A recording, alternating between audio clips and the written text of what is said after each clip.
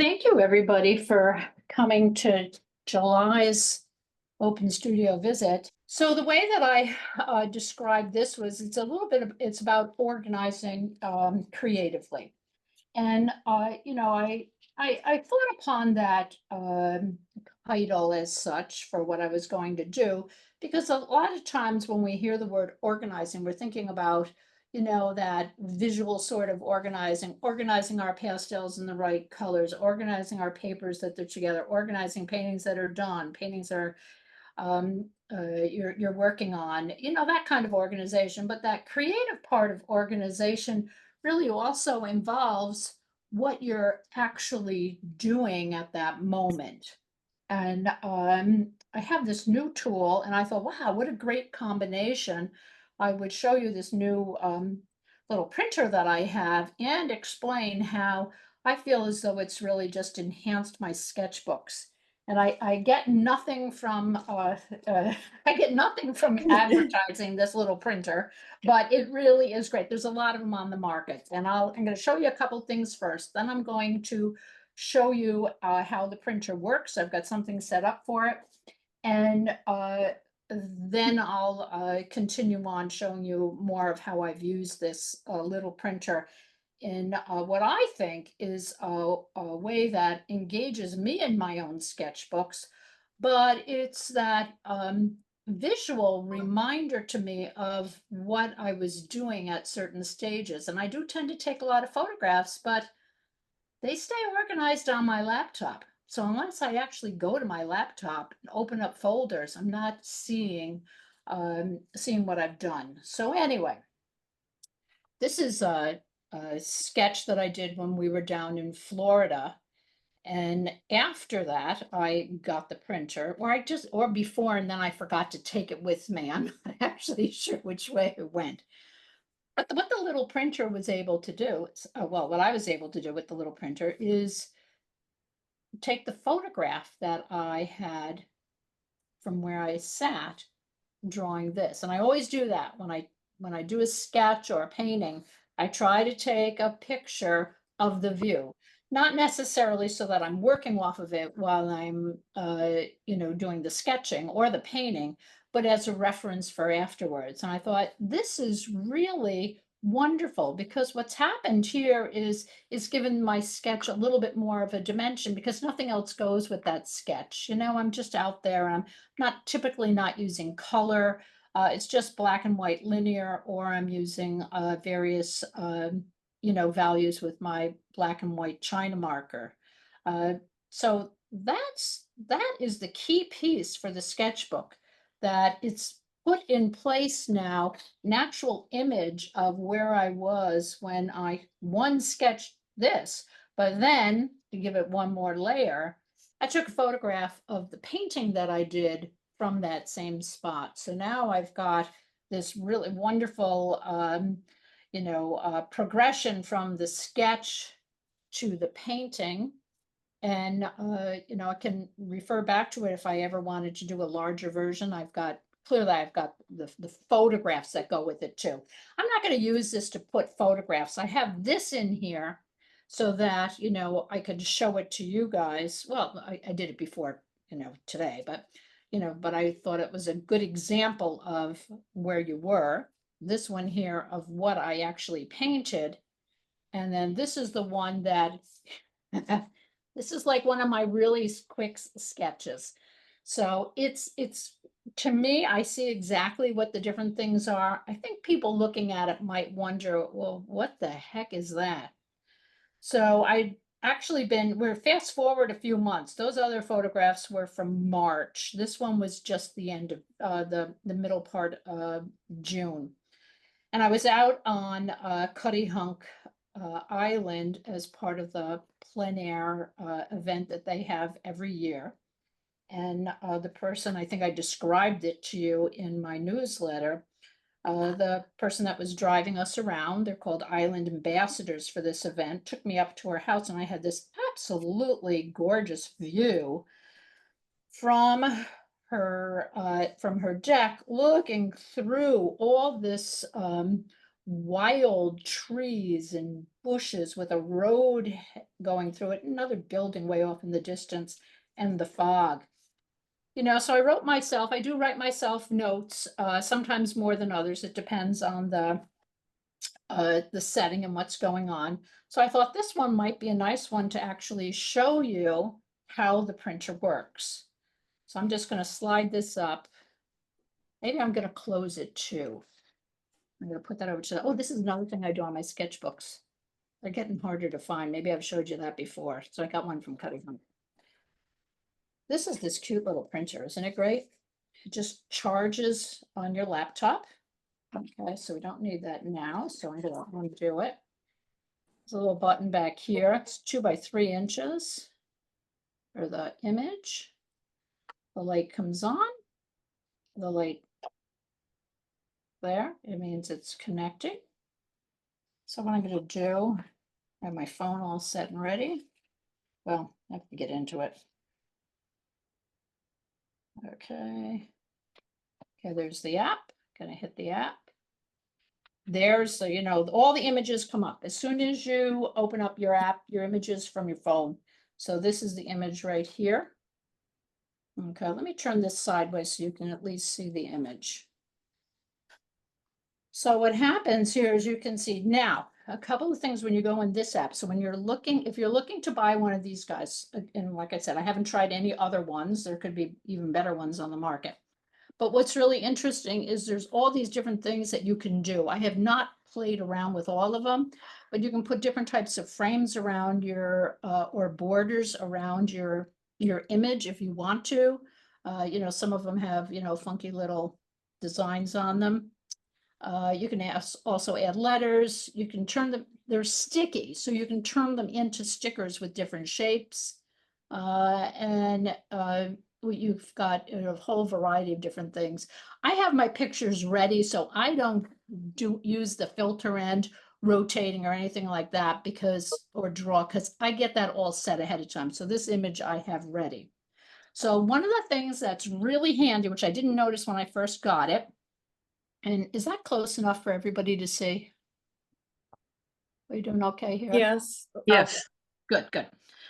Okay, so I think visual wise for you guys, this is like an off-white, but there's a white border that I can see around this. So for instance, I can take and I can make that image different size. So if it comes up on the phone and it's cropped it, you can just get in there and you can change that size. So I can see the white border.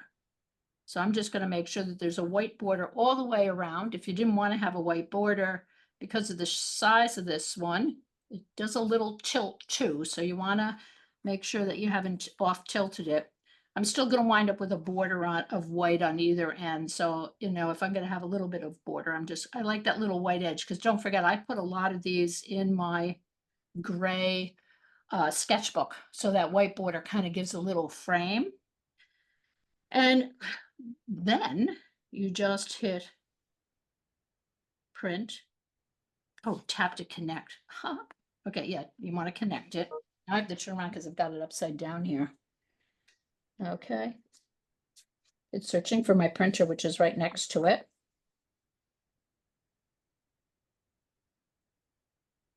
So is this the point at which I'm supposed to like sing a song or something? Because it's searching. Okay, you've got to be kidding me. I just tested this silly thing.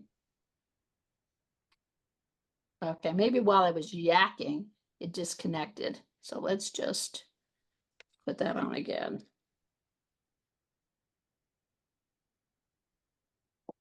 Okay, there it's flashing again. Betsy, excuse me, what is the name that I see on this printer, please? Oh, the name of this is a Canon Ivy printer. Canon Ivy. Oh, okay. Thank you. Yeah, and it's it goes by 2, so you can see now it's moving. I'm going to leave it. I'm going to turn this one sideways so you can see that, and just watch out here. And what will happen? There is no print cue, just the one that I picked up. Okay, the motor is going. The light's turning blue. And the suspense is just amazing. Okay, because I'm saying, God, Betsy, yeah, I'm sorry, did you say it's coming out on paper or does it come out on a sticky surface? it comes out. No, it's actually on it's on something just like this. Yeah? So it's got a nice shiny surface, and then the back of it's sticky. You can Wow. see it's coming right out. Now, the beauty of this is you just need a USB to charge this. So if you're traveling, you've got it. I'll move this guy out of the way. So I wind up with this little image. Is that adorable? Yeah. But I mean, what a way to, when I talk about organizing it, it's organized where I've been. You know, Mhm. I can look at that and I can add notes to my sketchbook, maybe something that, I missed or I'm just remembering, or I just want to enhance the notes. I do like taking little bits of notes. Mhm. Well, the thing that I find the most annoying is that's the sticky on the back. Well, it's not sticky. You have to take it off. This is the most annoying part.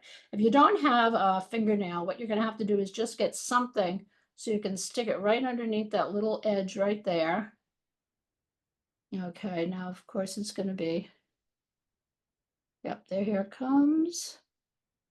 So did it come with a lot of that paper or did you order It that? comes with 10, and then you wind up, look at, see my nails underneath that. So if you had tweezers or something.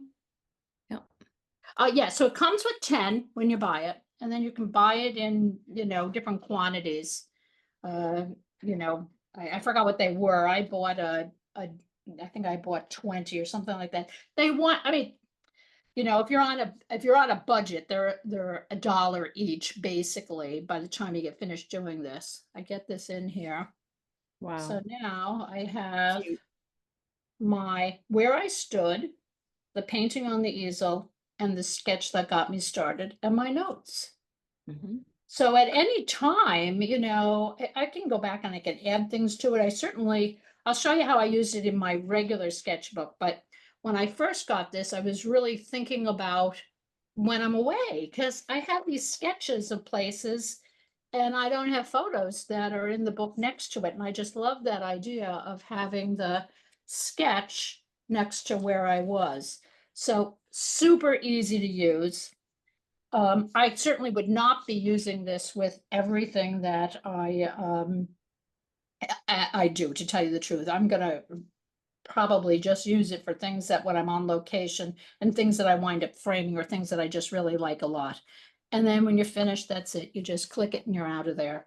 So it's wonderful. Well, that is it right there. This is the little pads of paper that you get, and inside of each of these are 10. I don't think like I said, I don't remember how much they cost, but I do remember that I figured it out, that it's roughly about $1 a little sticky sheet. Now, this was one before I realized that I could have framed it, I needed to move it in and out. So I lost the top and the bottom of the picture. So, this one I'm not even putting in because that's basically useless. And when I was looking to purchase, the way this started was I was teaching a class at the Cape Museum of Art on sketching, and one of my students brought in her little printer to show everybody, and it was like, wow, this is just like terrific. So now I'm going to show you how I use it for organizing for my art in my book, in my sketchbooks. And you've seen these before, maybe not in entirety, but I do wind up using my sketchbook so that it winds up getting like filled with things. So it's not really a sketchbook. That's is what keeps me all together. This is the painting that's in FPO. I see a shadow. Trying to figure out what that shadow, I see a shadow here. Okay, don't know what it is. Anyway, it's not gonna make that much of a difference. Okay, so I write down my little notes, what I think I'm gonna do with it. At first, I thought I was gonna use mixed media, so I had a whole load of notes on mixed media. cars are in it, do a whole lot of little sketches on cars. I've got my little sheet there with the colors from dark to light that I'm going to use. I did wind up having two different photographs. Now, this is a photograph that it's from the village, and you've seen this photo of this painting. I put this in one of my recent newsletters. The village I lived in Great Britain, in Wales. And there's a several year difference between these two photographs. You see this one's piled with cars, this one not so much. Time of day and probably several years in between for the two. So the photographs is a jumping off point. So what I'm doing is just coming in, doing a variety of sketches. I put them all in here. Okay, some of these, I did use this as an example for a workshop. So I have my sketches that I have in here. I did a quick little color study. I'm not really worrying about, it's actually kind of, sometimes my little color studies I like. They're not really well, there's nothing like perfection anyway, but the reality of it is there's something really kind of freeing about these quick little ones. Tend to put something over it so it doesn't smear all over the place. Okay, so then I go back in after the fact, and I had this I added. So I'm able to go back now and add in the photograph of the finished painting. And how wonderful is that? I've got all my work that I did prepping for the painting, and I wind up right in my sketchbook having a really nice little image of it. And the color quality I found to be, I'd say it's very good. It's not totally accurate, but it's it's very good. That's why I think when this one dies, I would probably try another one just to see, but I am happy with it. It does pick up the differences in the greens and the the red maples and the the tarmac for the road. So it did a good job with that. And there's, some ideas for photographs, for titles, which I never used any of them. I don't know if you remember that old movie, How Green Was My Valley? That's about a village in Wales. So let's see, let's go to the next one. All right.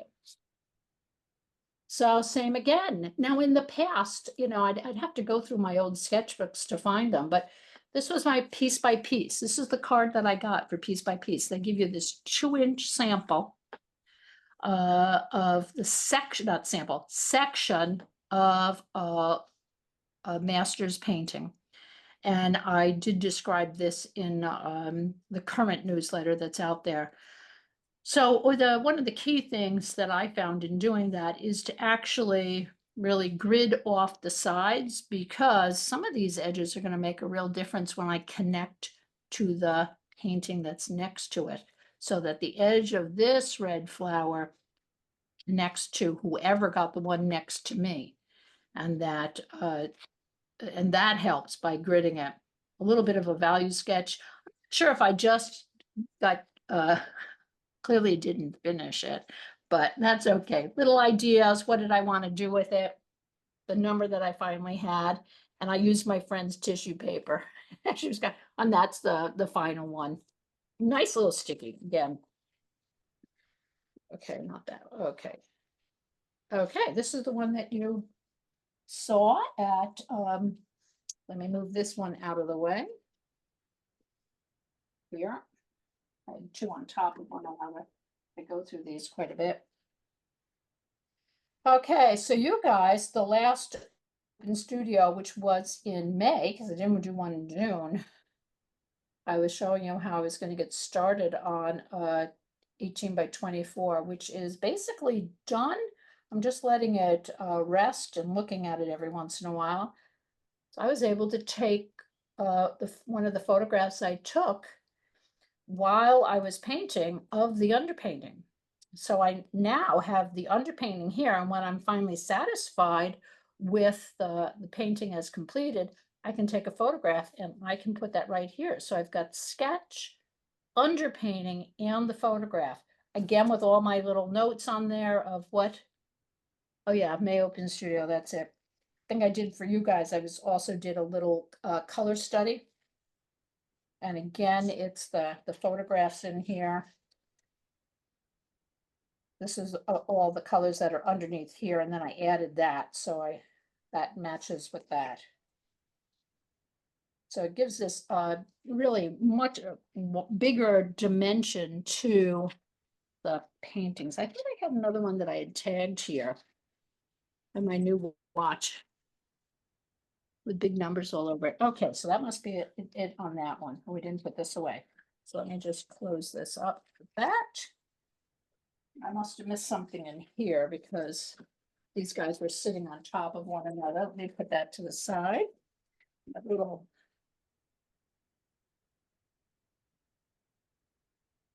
Okay, here's one. This is one that was a commission of a, it's always more difficult, I find. Some people are quite adept at it, but photographs.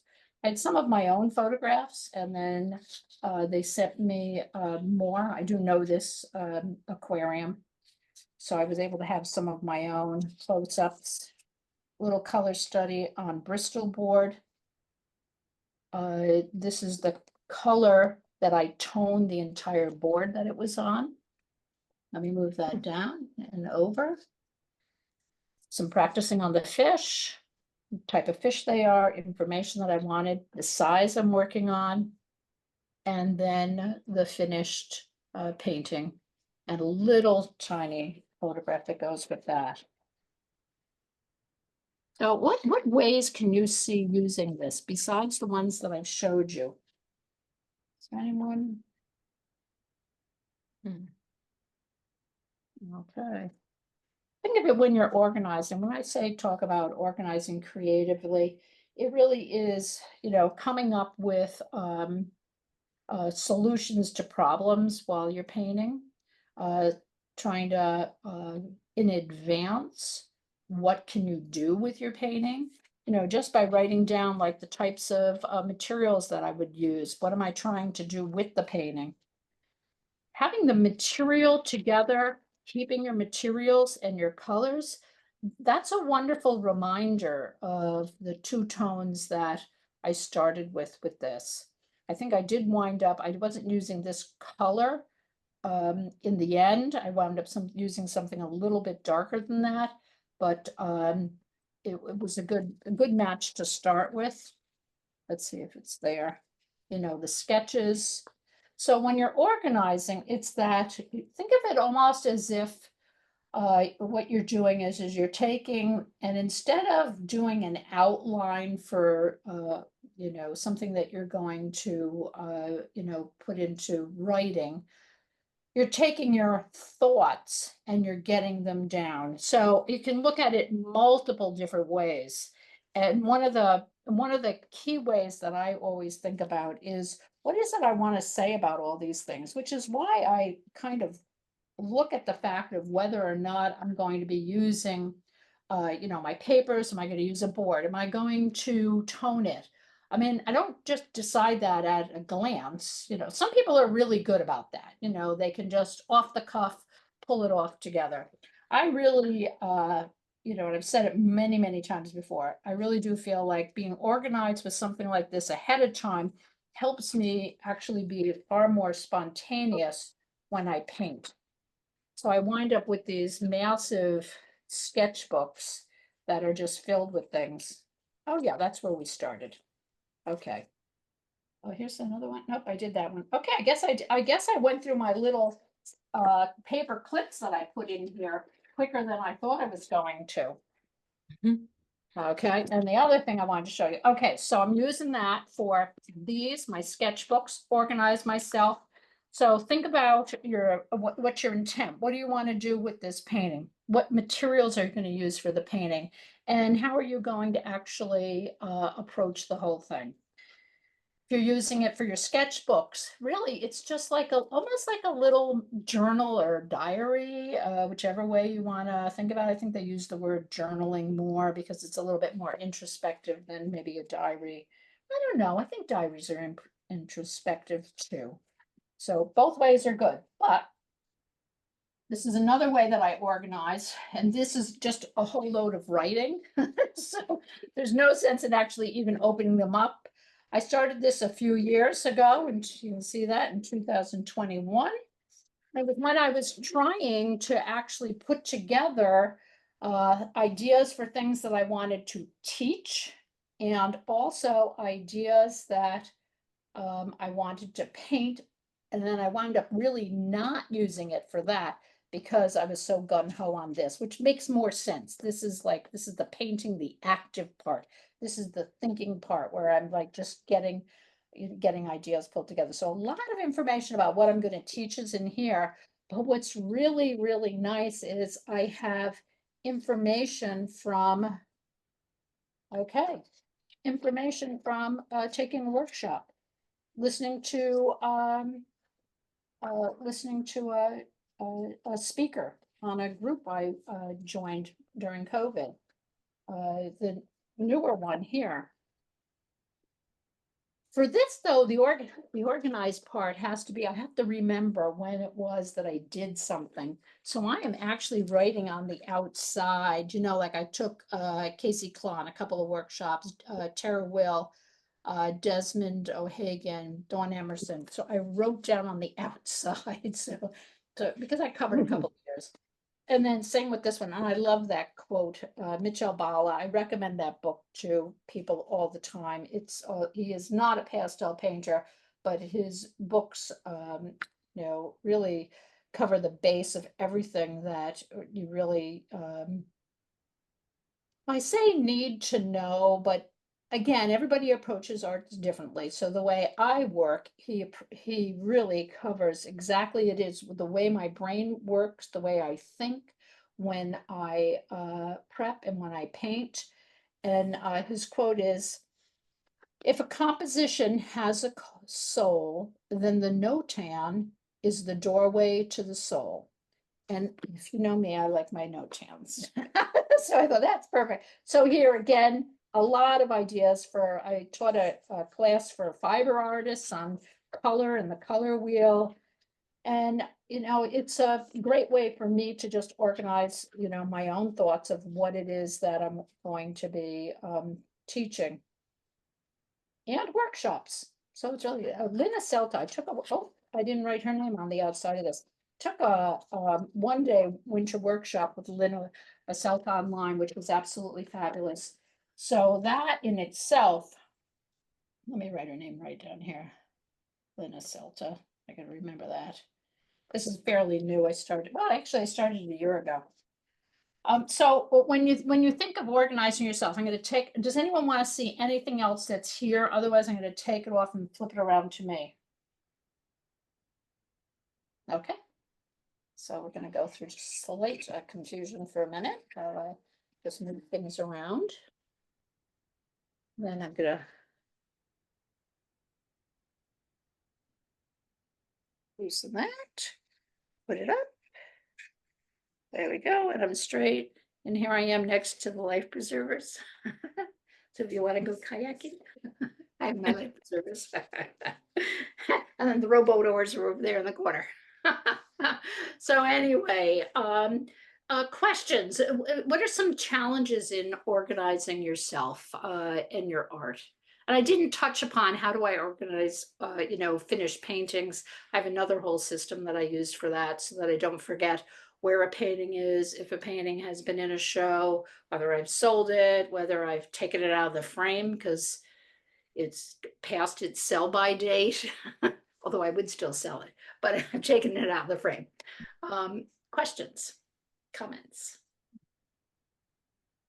That's wonderful, Betsy. This is Deborah. Thank you so much. I always love your sketches, and you are so well organized, and I am not. And I'm wondering, what do you do with physical things? All of the paintings and the supplies that you have, where do they go? Oh, that's excellent. Well, a couple of things. What I do is I keep my paintings in that are not framed in the same categories that I have on my website. So I keep all the paintings that are nocturnes, which actually also covers dawn to dusk. That's Mhm. what I call it. I have another whole shelf where I keep my plein air, another one, which I do have to break down because I've done quite a good amount of studio paintings, and I'd like to break them down because I wound up doing a little bit more still life. So that part I haven't done, but you know what I use, and I don't have it here to show you, but I will take a photograph of it and I will put it in the newsletter along with this video recording.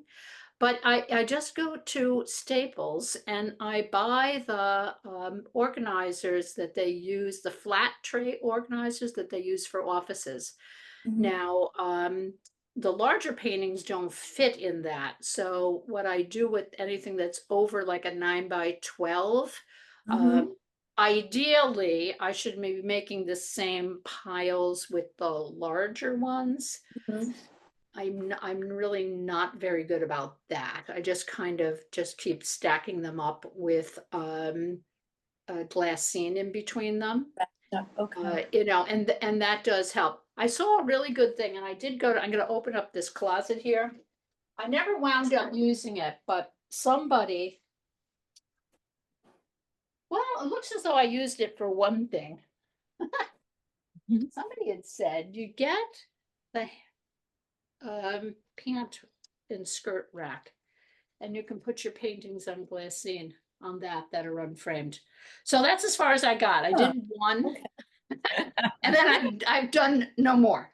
But so you can do it with. I don't have a. This is. I just have this little space right here, so I can't have tons. So I got the kind where I can stack them like this. But if I've got this great sheet of paper that I think I'm going to use sometime, but I don't know when because I don't know what I'm going to do with it. Look at this paper.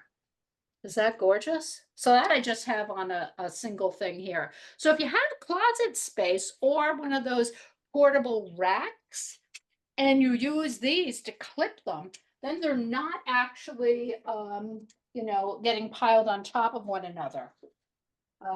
Like I said, I do have, stacks in the other room. That'd be a feast going into not the neatest person, going into my very messy other room, messier than this room. And that does have everything's protected. So I'm not worried about things getting ruined. It's just the larger paintings, no, they're not. I mean, unless they're framed, I have, it's too bad I can't walk this in the other room, but I have, those metal kitchen shelving you can get. They're not expensive. Like I got them at Lowe's. Well, I mean, they're not cheap either. I think I probably paid $50, $60 for them. At one point you could buy them at Job Lot. And what I do is I've set them up so that I can slide framed paintings into the shelves standing, so they're not stacked. And that's how I keep my framed paintings. But that would be a good idea. Maybe sometime what I'll do is I'll take this setup and I'll bring it in the other room because in the other room, I've spent the last year saying, I'm going to move it downstairs because it's this spare room that cannot be used as a spare room because I've just taken over it. So if I get it downstairs, I can give myself a little bit more room and I can still use those racks. But that the shelving is great. I'll put that in the newsletter too, because and I'll put a photograph in, but that's really, really super handy. So I have to put the Staples shelf, Mhm. little, trays that they use, in offices on desks for organizing. Mhm. Unfinished smaller paintings, 9 by 12s or smaller. Then it's the glass scene over paintings that are larger, ideally placed by category. So think of even if you only do, even if you only have 10 paintings, put it by category. Decide, okay, what kind of category do you do? A still life? Is it a portrait? You know, is it a landscape? And keep your paintings by category. I have other sheets that I use. I took an absolutely fabulous workshop many years ago with Liz Haywood Sullivan, and it was smart. Oh gosh, what was the name of it? It was a really good business course. And it was on, you know, how to organize. Now, I keep track of where paintings are strictly by the sheets of paper that I have that has all the information about the artists, about the artwork. I do not have, but I have to be very good about making sure that those sheets of paper are accurate. And that I am.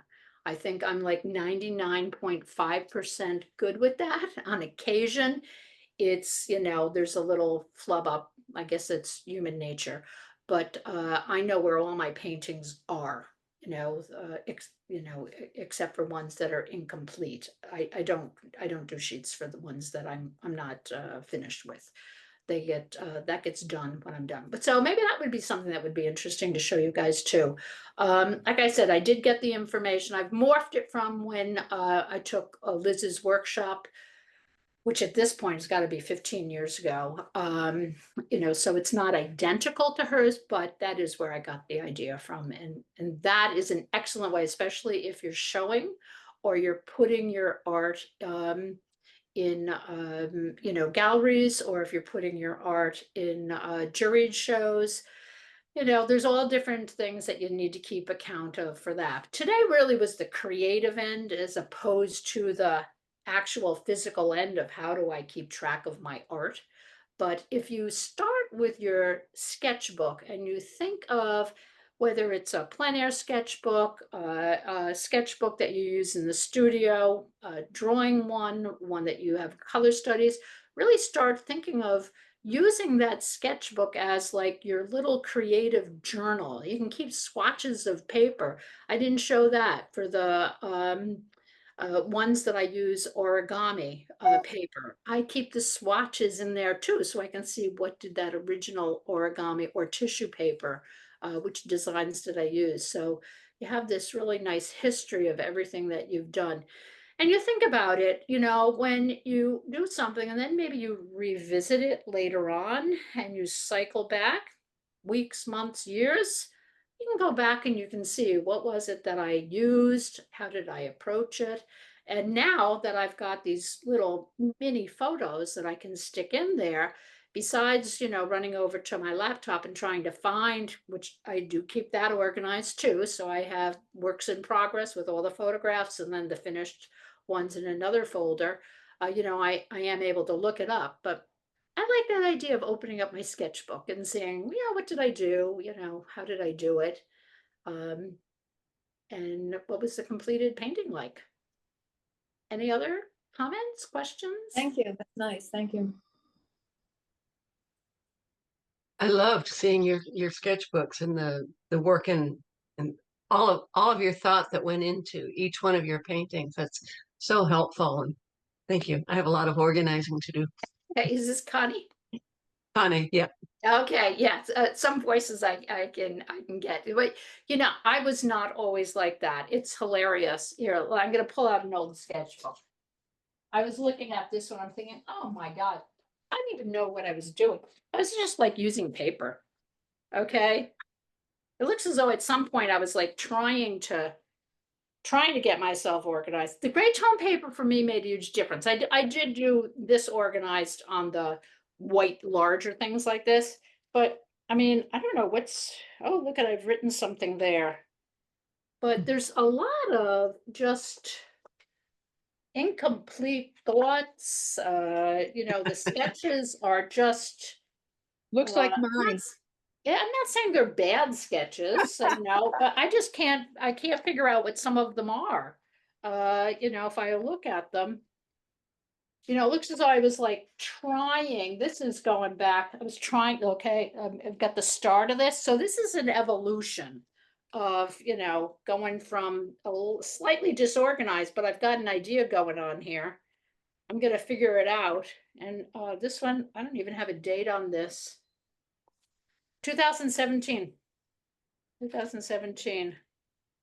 You know, so oh yeah, that would be really interesting going back and looking and say, okay, when did I actually make that leap where it probably wasn't a leap. It was probably like a lot of little steps. And then it was like, ooh, voila, look at if I do this and keep it together, I've got something that's a little more cohesive for myself. So yes, I have not always done it like this. Any other comments? Yeah, it's really inspiring. I think they're beautiful, a beautiful record of your work. Oh, thank you. Thank you very much.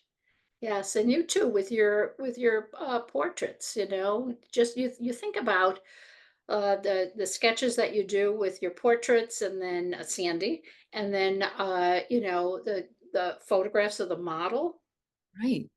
you know, Really. the color swatches maybe that you use, the sketches Yeah. that you did. You think of it, think of what your sketchbook would look like if you opened it up and there was the whole continuum of the work that went into a painting.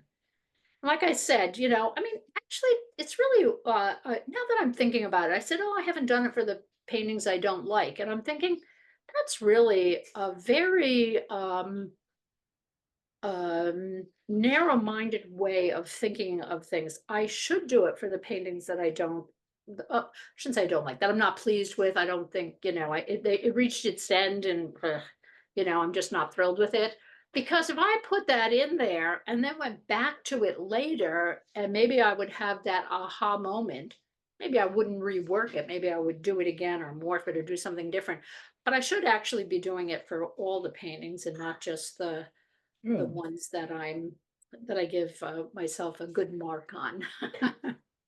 So yeah, try that with your models. That'd be great. I really like that idea. It's Yeah, great. yeah, yeah, definitely. Anyone else? I just enjoyed the show. Thank you, Phyllis. Very Yeah. interesting. Yeah, and No. I like sharing. I always feel like, you know, the artists that I've worked with, you know, all different levels, you know, even from, you know, people that I've taught through, people that I've taken workshops from, you know, the more that you share, the more that you learn. You know, because you're getting back that input. And, you know, I just love the, you know, the fact that I can, you know, use these opportunities to kind of just share a little bit about what I do. And then, you know, for some of you, this might be great. And it's like, but not for me. And for other ones, well, there's this book that I have that's really good. Now that I think of it, I'm just going to go over there and I'm just going to grab it. And hopefully I won't disconnect anything because I have to reach over things.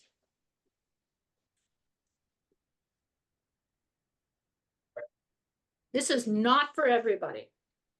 And I must admit, a lot of it was like, I loved reading it, not necessarily something that I could see myself doing. Check it out though, because a lot of really great information here. The name of the book is Conscious Creativity, Look, Connect, Create.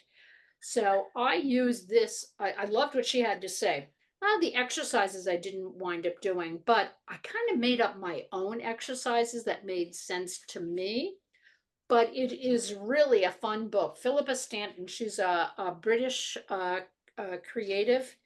She also has an Instagram, and I can't remember what it is, what it's called, but it's not that, drat.